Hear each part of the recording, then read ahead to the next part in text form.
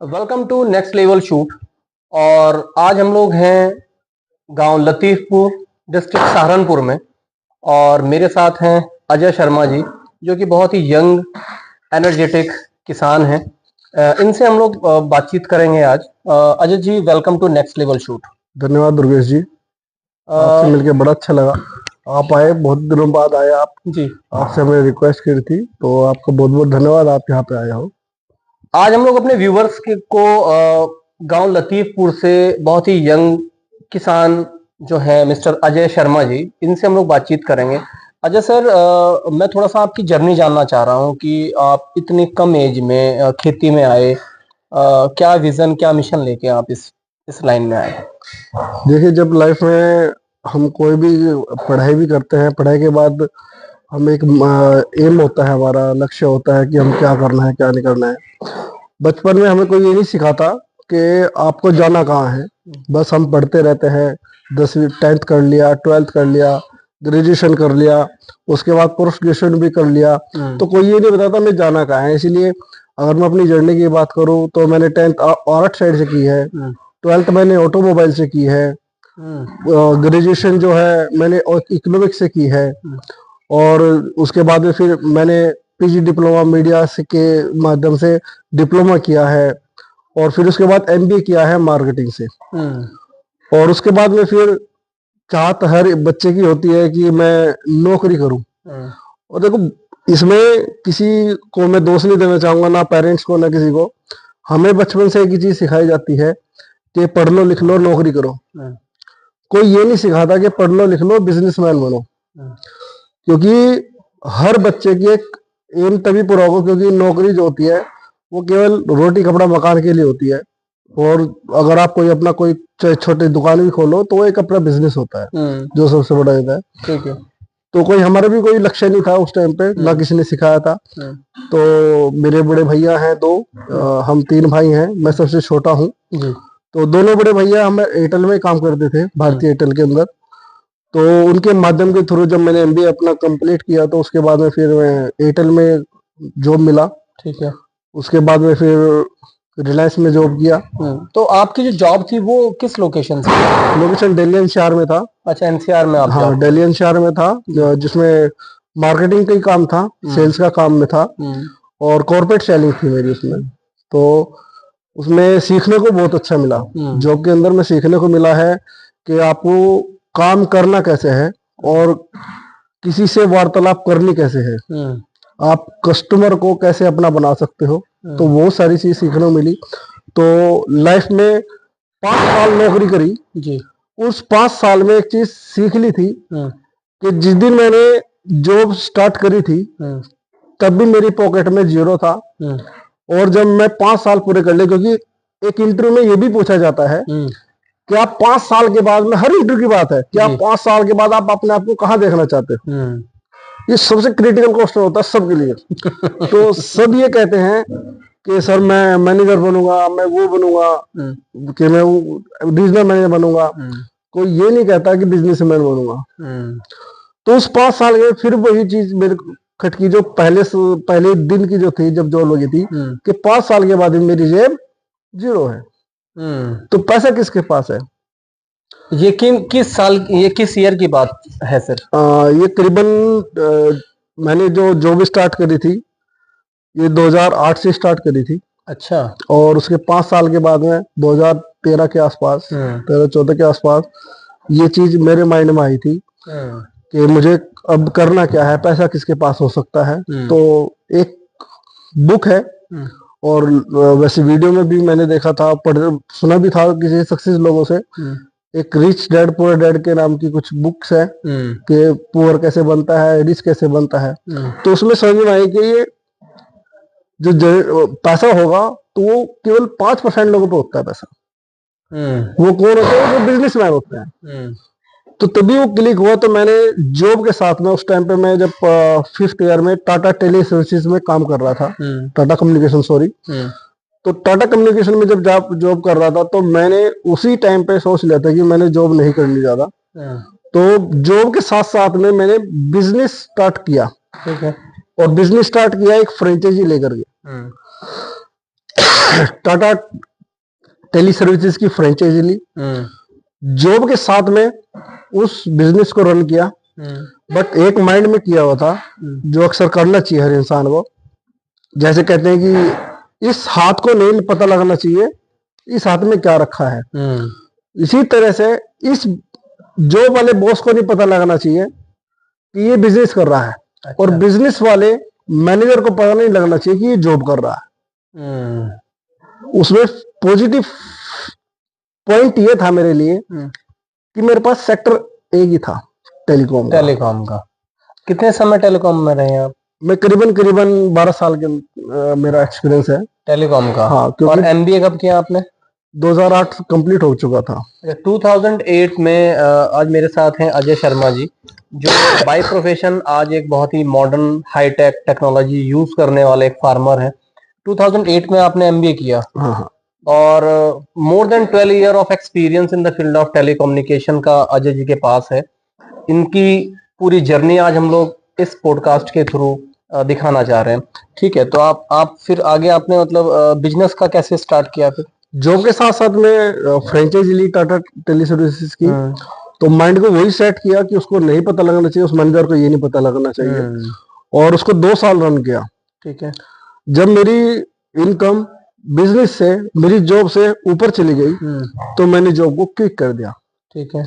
और क्लिक करने के बाद में फिर फुल टाइम अपना बिजनेस के अंदर घुस गया। ठीक है। और कॉर्पोरेट सेलिंग जो टाटा टेलीस की बड़ी बड़ी कंपनियां हैं, गुड़गांव के अंदर है, नोएडा के अंदर है, दिल्ली एनसीआर के अंदर हम काम करते थे। ठीक है।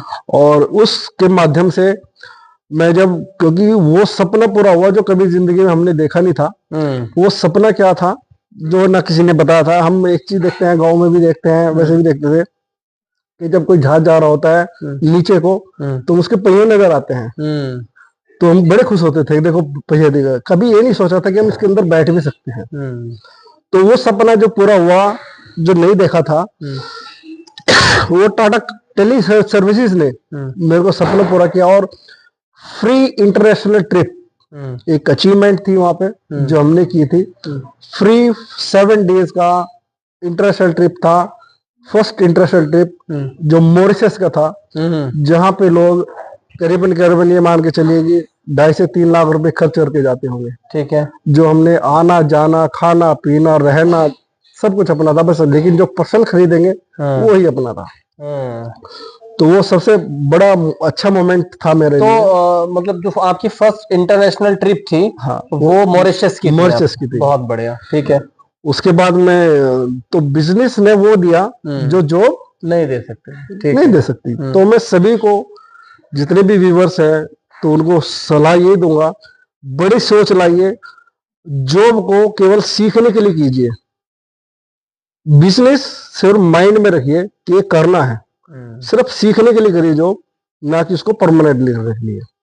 ठीक है। तो उसके बाद में फिर लोग, एक प्रोफेशन है दूसरा, उसके साथ साथ में मैंने फिर वो एक माइंड में था, जैसे जॉब के साथ साथ में किया, बिजनेस को रन किया, तो उसी के साथ साथ में, बिजनेस के साथ साथ में एक और बिजनेस स्टार्ट कर दिया। जी हाँ। ठीक है। तो वो था जिसको लोग थोड़ा बेवकूफी का भी काम बोलते हैं तो वो उसको बोलते हैं हम डायरेक्ट सेलिंग, MLM। आप उसको देखो, यही व्यूज होते हैं, जैसे आपने MLM बोला, तो सबके अलग अलग व्यूज होते हैं। कोई इसको डायरेक्ट सेलिंग बोलता है, कोई MLM बोलता है, कोई नेटवर्क मार्केटिंग बोलता है। बट समझने की बात है, MLM और डायरेक्ट सेलिंग में क्या अंतर होता है? MLM में होता है कि आप रीपर्चेसिंग करते हो किसी भी चीज की, वो होती है MLM, कि आपको उसमें रहना है। डायरेक्ट सेलिंग का मतलब है आपने केवल एक बार परचेज किया, उसके बाद परचेज नहीं करना, आपको एक फ्रेंचाइजी आईडी मिल जाती है, जैसे मैं एज ए टाटा की फ्रेंचाइजी यूज कर रहा हूँ। ठीक है। उसके बाद आपको केवल सेलिंग ही करनी है, और वो सेलिंग केवल किसी मार्केटिंग के थ्रू नहीं, अपनी खुद की मार्केटिंग करनी है। जैसे आप मेरे साथ पास सामने आए हो, आप मेरे से रूबरू बात कर रहे हो, ये this is the direct, indirectly नहीं है, डायरेक्टली आप डायरेक्ट सेलिंग चल रही है। ठीक है। तो इसको बोलते हैं डायरेक्ट सेलिंग। ठीक है। MLM में भी एक तरह की डायरेक्ट सेलिंग ही है, जो कि आज की डेट में ऐसा नहीं है कि ये कोई चोरी छुपे का काम है। ये जो काम है गवर्नमेंट की गाइडलाइंस के अकॉर्डिंगली चल रहा है। 2016 में गाइडलाइंस बन चुकी है। ये कोई गलत काम नहीं। अगर गलत काम होता तो MLM में आपका चाहे नेटवर्क मार्केटिंग मान लो, डायरेक्ट सेलिंग कंपनी बहुत सारी है। जैसे कौन है, टपरवेयर है, ओरिफ्लेम है, एमवे है, नेसविज है, बहुत सारी कंपनी है जो बंद नहीं हुई है, जो डायरेक्ट सेलिंग में चल रही है। ठीक है। जो केवल लोग ही क्लिक करे हैं लेकिन कंपनी क्लिक नहीं हुई है। ठीक है। आदमी कहाँ फंसता है, जो मनी लॉन्ड्री वाली कंपनी आती है, जो कहते हैं कि आप 2 पैसा दो और आप 10 पैसा लो, तो वो कंपनी होती है जो लोगों को भ्रमित करते हैं और उनको डुबा देती है। ठीक है। तो वहां से इसका विश्वास खत्म होना शुरू हो जाता है। जो कि अगर प्रोडक्ट वाइज कंपनी है, बेस्ट कंपनी है, कोई दिक्कत नहीं, आप किसी भी कंपनी के साथ में रन कर सकते हो। ठीक है। तो बिजनेस के साथ में वो भी रन किया। अच्छा।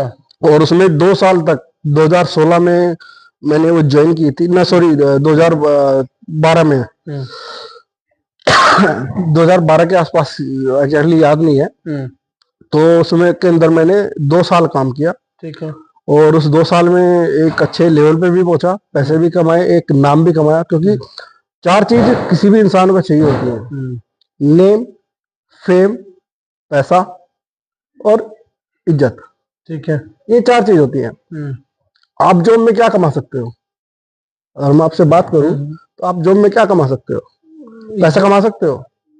नहीं, पैसा तो सैलरी मिल ही रही है। सैलरी, पैसा का मतलब बहुत बड़ा पैसा नहीं, पैसा पॉसिबल नहीं है।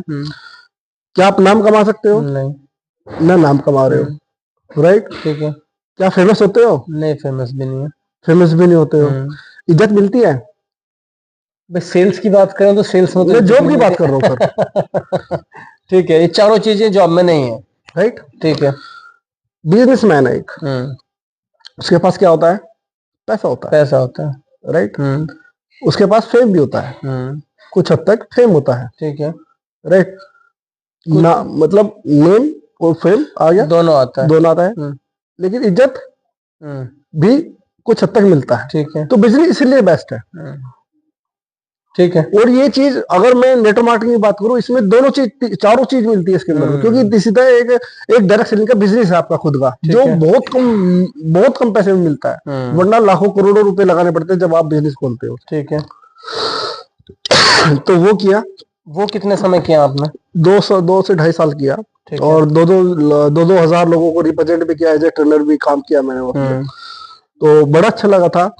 सडनली जो कुछ सर्कमस्टांसेस ऐसे आए लाइफ के अंदर में, क्योंकि जीवन है अपना, वो कठिनाई आएगी तो ही अच्छा जीवन है। ठीक है। परेशानी आएंगी तो यार लोग परेशानी से भागते हैं, जो कि नहीं भागना चाहिए। ठीक है। तो कुछ सर्कमस्टांसेस ऐसा है, तो ऐसी, या तो मैं हो सकता है किसी को देख करके, तो एक मेरे बड़े भाई हैं पंकज दीक्षित, तो उनका भी एक विचार आया कि वो भी काफी लंबे समय से जो भी कर रहे थे, तो उनको मेरे को फोन आया कि आप बिजनेस स्टार्ट करना है, तो कुछ ना कुछ करना है। तो उन्होंने बहुत सारे ऑप्शन दिए मेरे को, मशरूम का दिया और बैंकिंग का दिया, बहुत सारे ऑप्शन दिए। तो हमने डिसाइड किया कि ठीक है भैया, आप इन्वेस्ट करो, मैं करने वाला हूँ। ठीक है। तो मेरी सबसे बड़ी क्वालिटी है, मैं हार्ड वर्क करूँ। मेरे अंदर चाहे कोई कितनी भी बुराई हो, लेकिन मेरे अंदर सबसे अच्छी क्वालिटी है। जैसे आप नेटवर्क मार्केटिंग में 2 साल रहे, तो वहां से हार्ड से तो आप स्मार्ट वर्कर हो गए फिर? हाँ, दोनों चीज थी। अच्छा, स्मार्ट और हार्ड दोनों चीज थी। ठीक है। क्योंकि हार्ड वर्किंग क्या था, हमें भागना पड़ता है किसके पास में? जिसको डायरेक्ट सेल करनी है, चाहे वो कितनी भी दूर हो। ठीक है। तो स्मार्ट सेलिंग क्या है, उसको अपने साथ लेके आना है। ठीक है। ये चीज होती थी।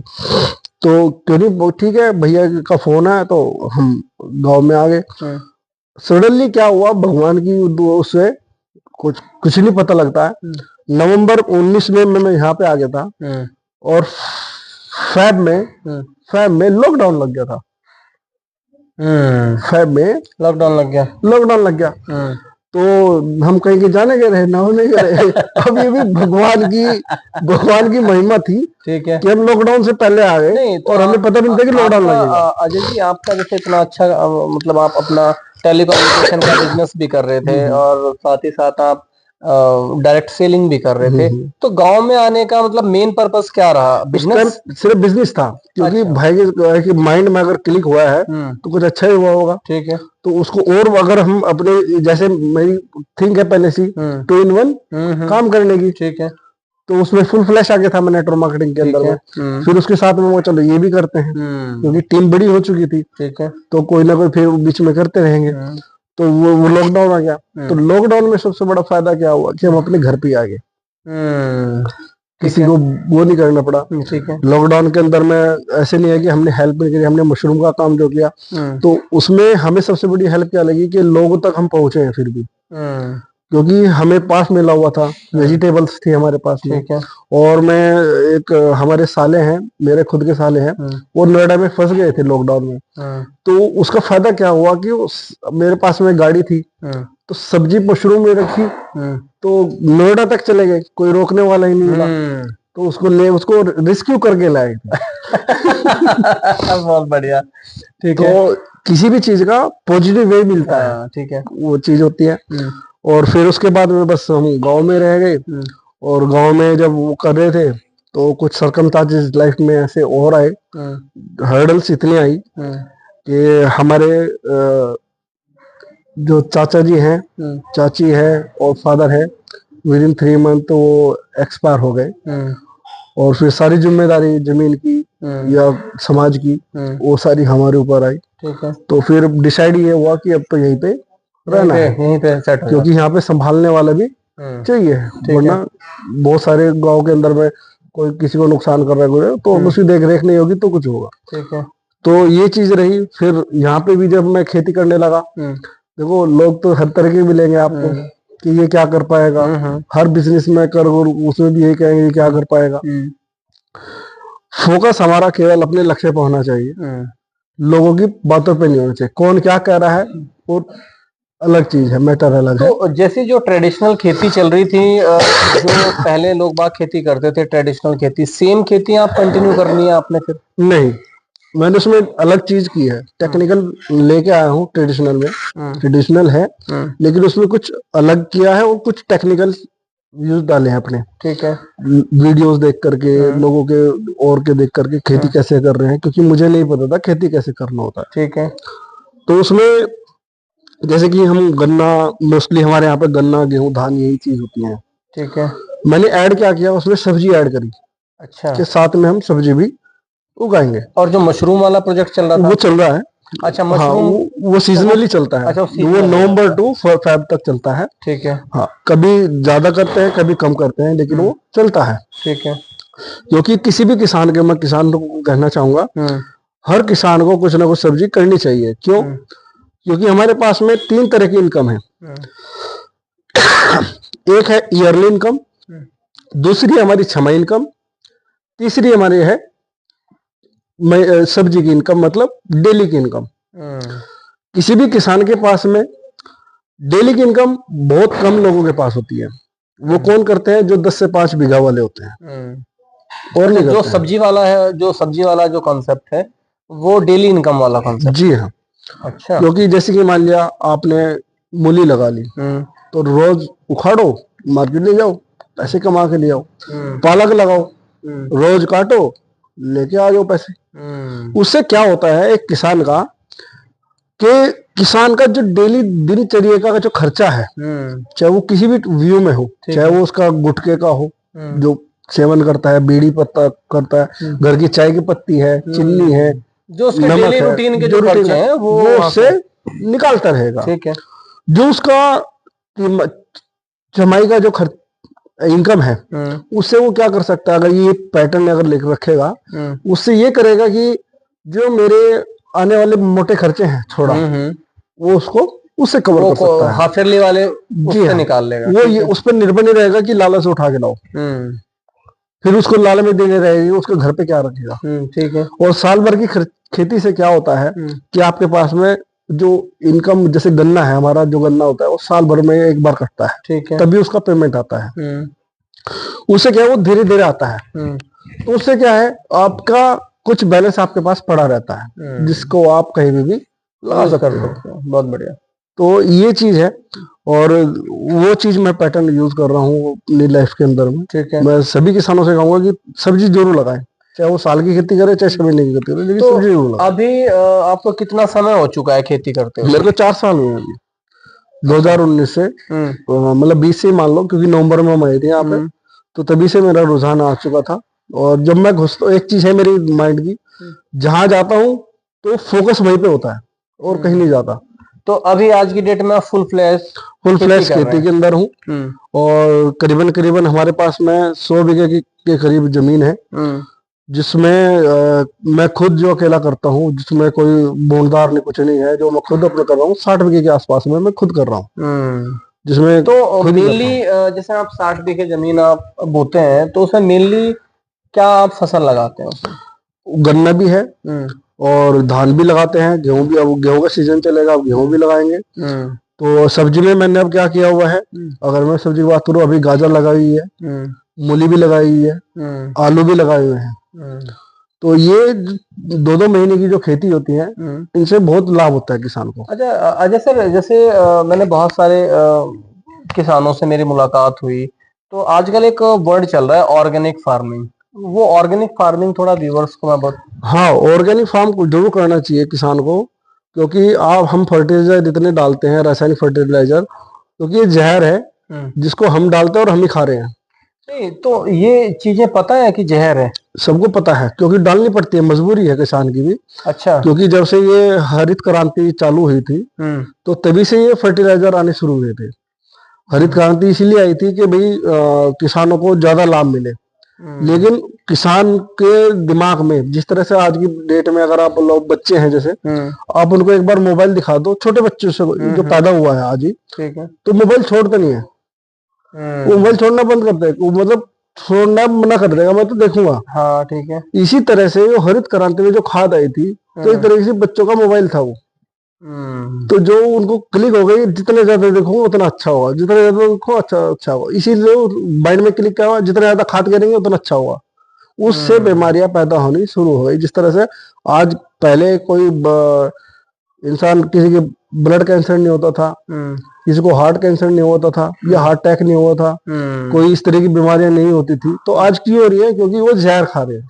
तो आप जो फसल, आप तो बिल्कुल लेटेस्ट टेक्नोलॉजी बेस्ड आप फार्मिंग कर रहे हो, तो आप भी इन खादों का यूज करते हैं? हाँ बिल्कुल यूज करते हैं, लेकिन मैं जो यूज करता हूँ बहुत कम मात्रा में करता हूँ।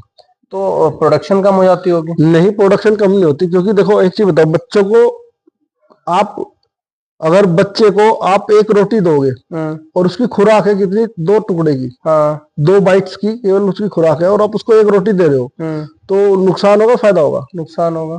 यही तो हम कर रहे हैं फसल में भी। अच्छा, तो मतलब आपका कहना ये है कि जो हमारे किसान भाई हैं वो एक्सेस मात्रा में फर्टिलाइजर्स का यूज करते हैं, उतनी रिक्वायरमेंट नहीं होती? नहीं होती। अब सिंपल सी बात, अगर मैं अपनी बात करूं, जैसे हम गन्ना बोते हैं, गेहूं बोते हैं, कोई भी बोते हैं, कुछ लोग ज्यादातर ट्रेडिशनल क्या है कि डाई वगैरह जो भी है खाद, वो स्टार्टिंग में गिर देते हैं। लेकिन मेरा जो पैटर्न है, वो मैं पहले पानी पे डालता हूँ पहले। अच्छा। क्योंकि जब बच्चा पैदा होगा तभी तो खाएगा। जो पैदा नहीं होगा तो क्या खा लेगा?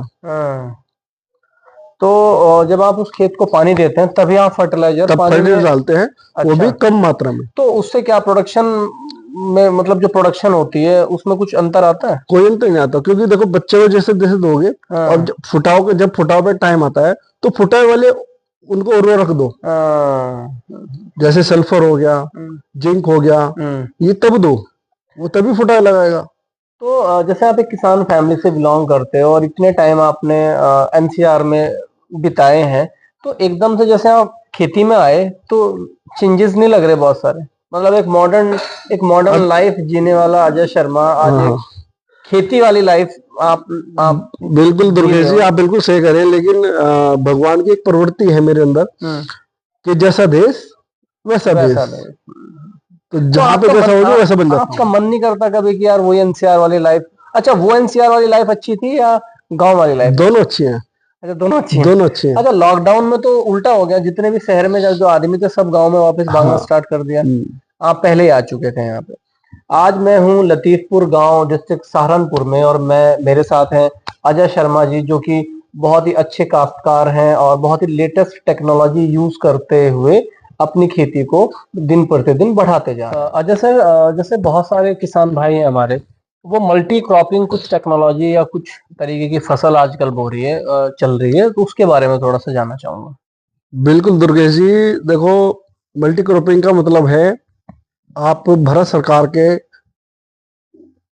जो भारत सरकार ने बोल रखा है, मोदी जी ने बोला है कि किसान की आय को दोगुना करना। अच्छा। ये पर्पस है मल्टी क्रॉपिंग के लिए। ठीक है। क्योंकि किसान अगर एक खेती के साथ में दूसरी की भी खेती करेगा साथ साथ, तो उससे उसकी आय भी बढ़ेगी।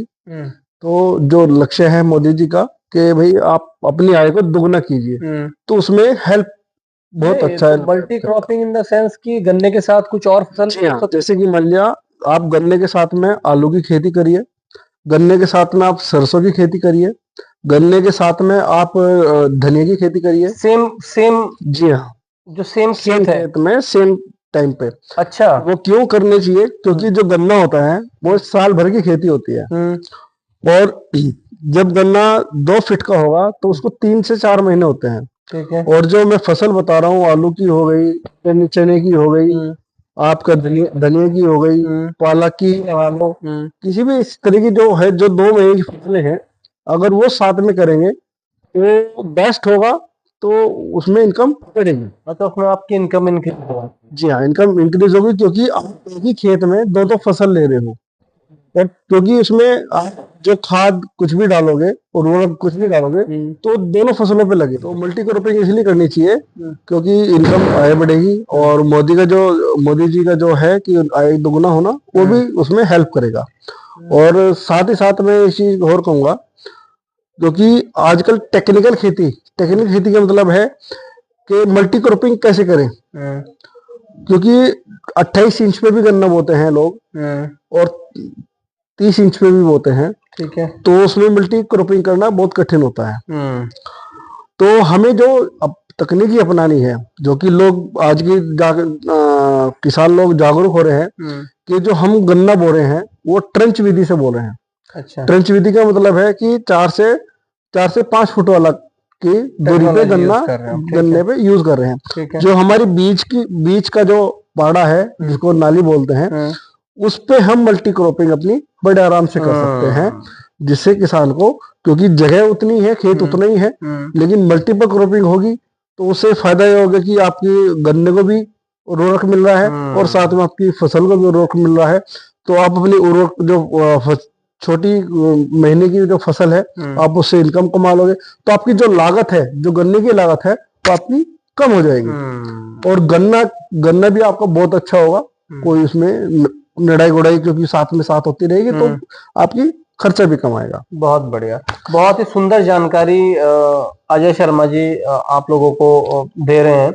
मल्टी क्रॉपिंग का कॉन्सेप्ट अजय शर्मा जी ने बहुत ही अच्छा समझाया, और इससे मुझे लगता है कि किसान भाइयों को बहुत फायदा होगा, और अर्निंग भी आपकी जो है वो डबल होने के चांसेस बनते हैं इससे। जो मैं उपकरण की यदि मैं बात करूं, तो आज के लेटेस्ट उपकरण आप कौन से यूज करते हैं खेती में? इससे मैं एक्चुअली मैं उपकरण करता हूँ। अभी मेरे पास में जो आपने मैं बताऊँ, जिसको हम रोटरी बोलते हैं, जिसको कल्टीवेटर बोलते हैं। कल्टीवेटर एक तो बैल के साथ में चलता है। ठीक है। तो वो पहले हम यूज करते थे। उसके बाद में एक आइडिया आया था मेरे माइंड के अंदर में, ठीक है, कि एक ने मजदूर ने ही मेरे को सलाह दी थी कि अगर आप वो चीज ले आओगे तो इस गन्ने को गुड़ाई करने में एक आसानी होगी, बहुत अच्छा है। उसको बोलते हैं हम पावर टिलर। तो पावर टिलर हम लेके आए थे। तो उस पावर टिलर को भी 3 साल हो गए हैं मेरे पास में। तो उस पावर टिलर से हम कल्टीवेशन कर रहे थे, तो खुद भी कर रहे थे और दूसरों को भी हम करवा रहे थे। ठीक है।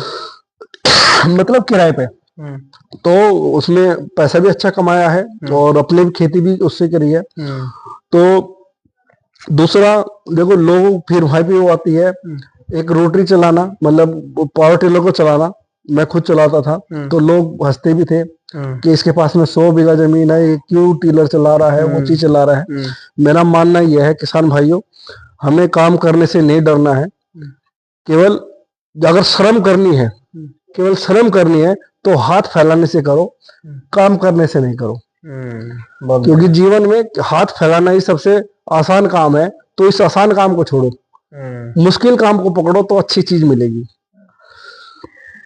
मल्टी क्रॉपिंग के लिए फिर जब वो पावर टिलर यूज कर रहा था, तो 4 साल यूज किया। तो 4 साल के बाद में जब मैंने भी गन्ना अब अपना पिछले लास्ट ईयर से 4 फुट पे गन्ना बोना शुरू किया। ठीक है। तो उसमें क्या होता है कि हमें 3 चीजों की बहुत बड़ी आवश्यकता होती है। हाँ। नंबर एक तो हमें सबसे बड़ी जो प्रॉब्लम होती है हमारी, जो हमें दिक्कत आती है आज की डेट में, सभी किसानों को आ रही है, क्योंकि जो मजदूर है, मजदूर का बेटा पढ़ा लिखा हो गया है, और वो पढ़ा लिखा हो गया है तो वो खेती में जाना पसंद नहीं करता है। और जब पसंद नहीं करता तो खेत में कौन काम करेगा? एक अकेला किसान तो 100 बीघे की जमीन को जोत नहीं सकता है। तो उसकी निराई गुड़ाई के लिए फिर यंत्र का आविष्कार हुआ है, इसीलिए यंत्र आए। तो उस जैसे पावर टिलर आया, तो उसी तरह से फिर आज की डेट में मैंने ये कुबोटा का ट्रैक्टर लिया है। छोटा बच्चा है, 3 सिलेंडर में है, और साथ में ये रोटर भी लिया है जो मल्टीपल काम करेगा। ये जो स्पेशल लिया है, लास्ट ईयर में इस ट्रैक्टर को लेने वाला था, चूज तो सोनालिका किया था, लेकिन इस साल ये फिर ये लेना पड़ा। वो लास्ट ईयर इसलिए लिया क्योंकि मुझे मेरी पसंद का जो रोटावेटर है वो नहीं मिल रहा था। क्योंकि जो रोटावेटर सिंपल मिल रहे थे, जो प्लेन को ही करके चले, सिर्फ नाली को। लेकिन मैं ऐसा पावर टिलर चाह रहा था, ये रोटावेटर चाह रहा था जो 28 इंच के गन्ने को भी जोते और 4 फुट के 5 फुट के गन्ने को भी जोते। ठीक है। तो वीडियो क्लिक करी, तो वीडियो में बिजनौर से बना रहे लोग, तो उधर क्लिक हुआ। तो जब उधर से देखा तो लास्ट ईयर में नहीं ले पाया, तो इस बार फिर वो सहारनपुर है, हमारे सहारनपुर में ही आ गई है। तो फिर मैंने फिर ये परचेज किया। ये मल्टीपल काम करता है, 28 इंच के गन्ने में भी काम करता है इसी से, और 4 फुट के 5 फुट के गन्ने में भी काम करता है।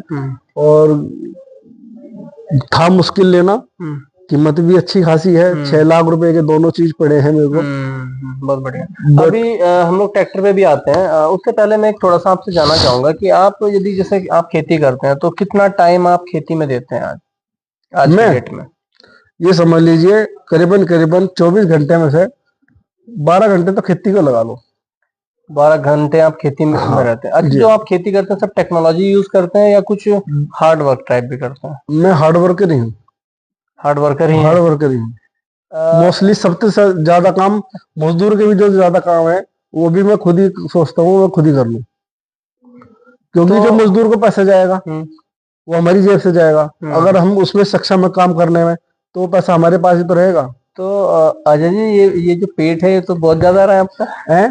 देखो वो पेट इसलिए आ रहा है क्योंकि मैं खाना जो है ना मेरा, अगर हम खाने की बात करो, आप फिर वही बात आएगी कि आप देखो कैसी बात कर रहे हो, आप हंसोगे, आप हंसोगे, क्योंकि मेरा 4 टाइम का खाना होता है मेरा। जी जी जी। तो सुबह 6 बजे स्टार्ट होता है खाना भी मेरा। ठीक है। 6 बजे, 10 बजे, फिर 1 बजे, फिर शाम को चाय के टाइम पे, फिर रात में।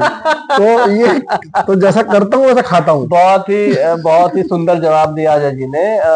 बहुत ही मेहनती हमारे साथ अजय शर्मा जी बैठे हुए हैं आज, और बहुत ही कम एज से, एज तो आपकी कितनी होगी सर?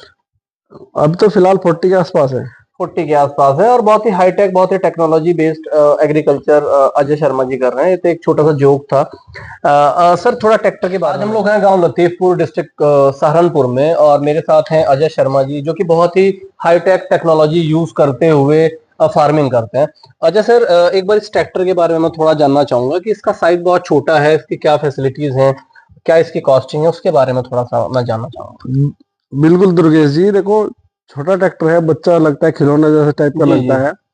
लोग देख करके हंसते भी हैं और मजा भी लेते हैं और कहते हैं कि अच्छा भी है। जब मैं इसको निकलवा के लाया जी, तो सहारनपुर से आ रहा था, तो मोटरसाइकिल पे जो अनजान लोग थे, अननोन पर्सन थे, कहते हैं ऐसे है, बिल्कुल बढ़िया है। उसका एक कारण भी है जी। मैंने पसंद क्यों किया, जो कुबोटा का है, तो ये पसंद इसलिए किया, एक तो इसके सबसे जो लाइक किया मेरे को भगवा रंग है। अच्छा। तो एक सनातनी है, बहुत बढ़िया, तो इसीलिए इसको चूज किया है मोस्टली। ठीक है। और दूसरा, जो कुबोटा कंपनी जापानीज है, जापानीज टेक्नोलॉजी पूरे वर्ल्ड में नंबर 1 है। ठीक है। तो एक दूसरा कारण भी वो रहा। और तीसरा चीज ये रही कि क्योंकि मेरे को छोटा ट्रैक्टर इसलिए लेना था क्योंकि गन्ने की जो खेती होती है, मजदूर जो नहीं मिलता तो उसकी भरपाई ये कर देता है। अच्छा, मेनली। ठीक है। तो जो, और दूसरी सब्जियां जैसे कि मान लिया हम कोई भी बागवानी करते हैं तो बाग में के लिए लाभदायक होता है। तो बाग में उसकी निडाई गुड़ाई करने के लिए ठीक है। उसके अच्छा होता है। आप सब्जियां लगा रहे हो, बेल वाली लगा रहे हो, तो बेलों के नीचे को निडाई गुड़ाई करने के लिए पसंद है। ठीक है। तो छोटी जगह में जो है उसके लिए बेस्ट है, जहाँ पे मजदूरी बहुत कम हो जाती है। मतलब मजदूर का अल्टरनेट आ चुका है। इसकी कंजप्शन की मैं बात करूं तो कितना कंजप्शन ये लेता है? कोई ज्यादा नहीं है, सब ठीक है। मतलब बड़े मजदूर ट्रैक्टर से बड़े कम ट्रैक्टर से लेता है। कम लेता है। और जो इसके साथ ये जो पीछे है सर, ये क्या लगा हुआ है और इसका क्या हाँ, फीचर ये रोटावेटर है। जैसे किसी बड़े ट्रैक्टर पर आपने बड़ा रोटावेटर देखा होगा, होता है? तो ये छोटा रोटावेटर है इस छोटे ट्रैक्टर का, ठीक है। जो 4 फुट का है ये। अच्छा। जो 4.5 फुट की जो लाइन लेकर के चलते हैं गन्ने के अंदर में, तो उसके बीच में को निडाई गुड़ाई करने के लिए है। बहुत बढ़िया। अच्छा, इसकी कॉस्टिंग की यदि मैं बात करूं तो ये कितनी कॉस्ट में आ जाता है? क्या चीज? ये ट्रैक्टर जो है हाँ, कितनी कॉस्ट का ट्रैक्टर ट्रैक्टर देखो, ट्रैक्टर के अलग अलग है।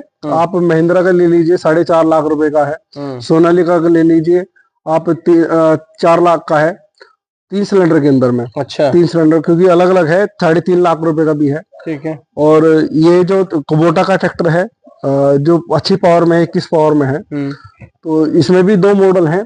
एक इसमें हाइड्रोलिक कंट्रोलर है और एक में नहीं है, ठीक है। सेम मॉडल में। ठीक है। तो हाइड्रोलिक कंट्रोल वाला हमने बोल लिया है, 4x4 है। तो इसकी जो कीमत थी 5,80,000 रुपए थी। नहीं, 4 लाख, 4x4 तो मैंने गाड़ियों में सुना है, ट्रैक्टर में 4x4 का क्या कॉन्सेप्ट क्या है? 4x4 हाँ, 4x4 का कॉन्सेप्ट ये है कि जब उसकी पावर है, जो आपके रेयर टायर होते हैं, जितनी जान लगाएंगे उसकी फिर अगले वाले भी टायर आपके अच्छी जान लगाते हैं। मतलब 4x4 इन द सेंस कि चारों टायर एक साथ जी, काम चारों एक करते हैं। टायर काम करेंगे और आपकी ताकत को बढ़ा देंगे। बहुत ही स्लिम ट्रिम सा ट्रैक्टर है और अजय भाई का ये ट्रैक्टर है। और आज हम लोग हैं गांव लतीफपुर, डिस्ट्रिक्ट सहारनपुर में, और बहुत ही छोटा सा, बहुत ही प्यारा सा एक ट्रैक्टर यहाँ पे है। और इसके साथ ट्रैक्टर के इंस्ट्रूमेंट्स भी लगे हुए हैं। तो इनके जो इस ट्रैक्टर के जो ये इंस्ट्रूमेंट हैं जो पीछे लगे हुए हैं, तो इसी के साइज के आते होंगे या स्पेशल हाँ, बनवाने पड़ते हैं? नहीं, स्पेशल ये तो रेडीमेड हो चुके हैं। अच्छा, रेडीमेड इसके अकॉर्डिंग भी इसके अकॉर्डिंग भी हर चीज आ रही है। टिलर भी आ रहा है, रोटावेटर आ चुका है। आप जैसे गन्ने पे मिट्टी चढ़ानी हो, उसको वो चीज आ चुकी है। आप इसकी पीछे स्प्रे का भी लगा सकते हो, टैंक 300 लीटर का, वो भी कर सकते हो। मल्टीपल क्रॉपिंग के लिए बेस्ट है। मल्टीपर्पज ये ट्रैक्टर यहाँ पे है। अजय भाई, जो आजकल के जो नए किसान हैं, जो यूथ किसान हैं, क्योंकि बहुत सारा एक क्रेज में देखता हूँ कि जो हमारे जो नौजवान साथी हैं वो भी आजकल खेती की तरफ जा रहे हैं, तो उनके लिए आपका क्या संदेश रहेगा? बस संदेश यही है, जो भी करो अच्छे से करो, दिल लगा के करो। कभी ये मत सोचो कि लोग क्या कहेंगे, क्योंकि आप पढ़े लिखे किसान हो तो लोग तो आप पे हंसेंगे भी। तो उसमें घुस जाओ और उसको इस तरह से करो कि लोग आपको देख के कहें कि करना है तो ऐसा करना है। बहुत ही बढ़िया मैसेज यहाँ पे अजय सर दे रहे हैं किसान भाइयों के लिए। और आप जब वीडियो को ज्यादा से ज्यादा लाइक कीजिए, शेयर कीजिए